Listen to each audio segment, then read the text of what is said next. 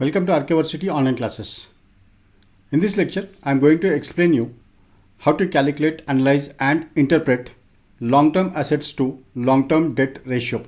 To explain this ratio, I am going to use balance sheets of two companies. One is a paper manufacturer in India and the second one is information technology company in India. Long-term assets to long-term debt ratio measures the capability or capacity of a company to meet its long-term obligations with available long-term assets. In the sense, this ratio measures the relationship between long-term assets upon long-term debt. When we say the long-term debt, the debt which need to be paid after 12 months, or we can say that the debt which has got having a maturity more than 12 months, so greater than 12 months, we consider all this as a long-term debt. Whereas the long-term assets are your plant, property, equipment, investments and all. The long-term assets to long-term debt ratio is important from the perspective of long-term lenders and investors who are making an investment in a company for a long-term period. Now I'll explain you how to calculate long-term assets to long-term debt ratio. In a balance sheet of a company, you don't find anything called as a long-term assets or a long-term debt. In a balance sheet, you will find non-current assets which are long-term in nature. So these are long-term debt. So whereas non-current assets are long-term assets. So in the annual reports, in a balance sheet, you will find non-current assets and non-current liabilities. So we can rewrite our ratio as a relationship between non-current assets and non-current liabilities. So we'll see what are the items that are included in non-current assets. So in case of a non-current assets, you will find PPE, that is a property, plant and equipment, capital work in progress, other intangible assets.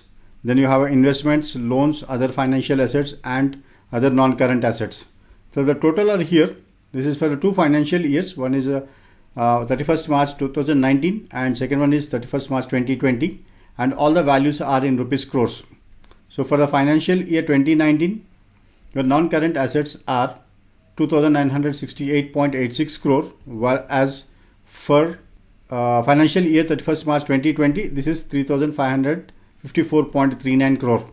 When it comes to the non-current liabilities, you can see the sum of non-current liabilities here, 1,376.79 for 2019 and 1,435.28 for 2020. So here non-current liabilities includes your borrowings, other financial liabilities, provisions, and so to calculate the ratio, we use these two values. So that is for financial year 2019 and 2020. So this balance sheet belongs to a JK Paper Limited. So JK Paper Limited, a paper manufacturer company in India. So this balance sheet belongs to JK Paper Limited here. So we'll calculate this for the two financial years and we'll see. Now let me take a calculator.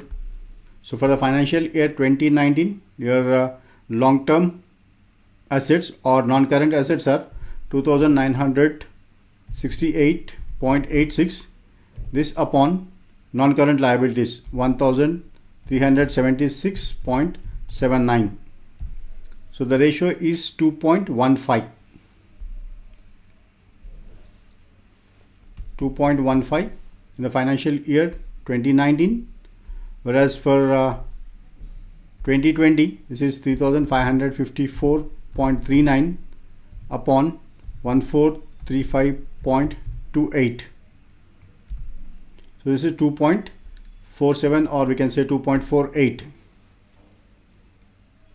So there is an increase. Now what is this 2.15 and 2.48 indicates is for every rupee 1 of long-term debt, the company has 2.15 rupees of long-term assets.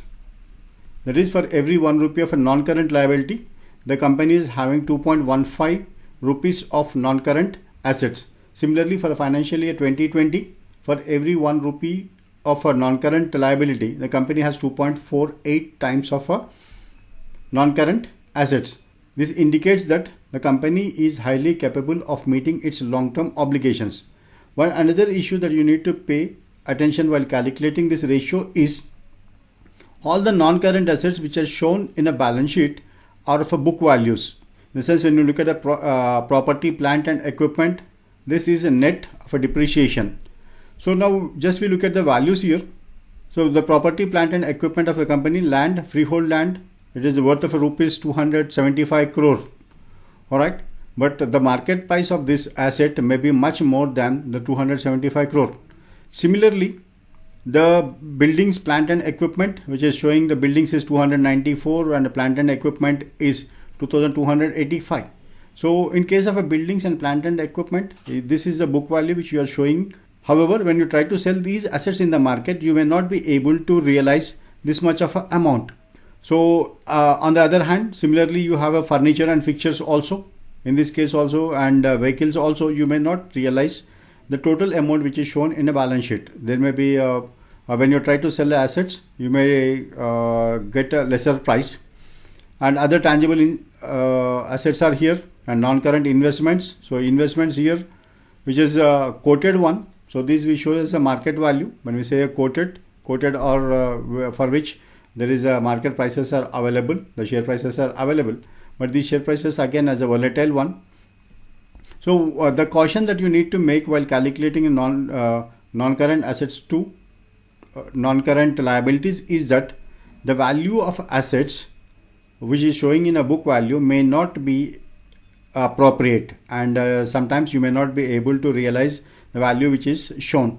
So even then, as the ratio is a very high, that is a two times in both the cases, in the sense 2 times in 2019 as well as in 2020. So the lenders and investors can comfortably make a decision that the company has got enough long-term assets to meet its long-term debt. Similarly, we look at another case here. So this is a Tech Mahindra, balance sheet of a Tech Mahindra, and here you can see that non-current assets, the company has non-current assets, these amounts are in million. So 233 million, and here 122.789 million. And if you look at the total non-current liabilities, the company has got a total non-current liabilities of 11,044 million and 6,176 million.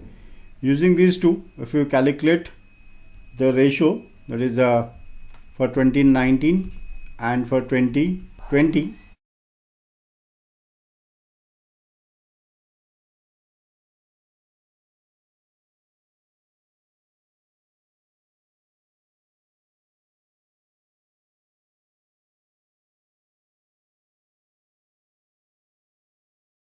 so this is 20.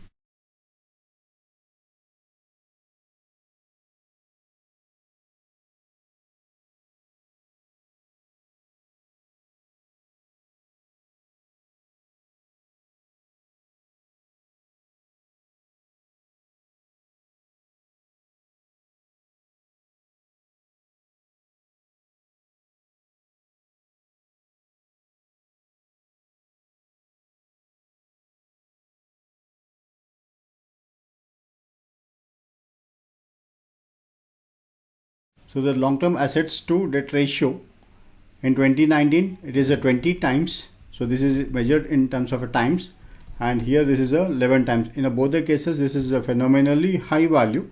That means for every 1 rupee of a non-current liability, the company has got 20 times of non-current assets in a financial year 2019, whereas in 2020, it has got 11 times of non-current assets for every 1 rupee of a non-current liability.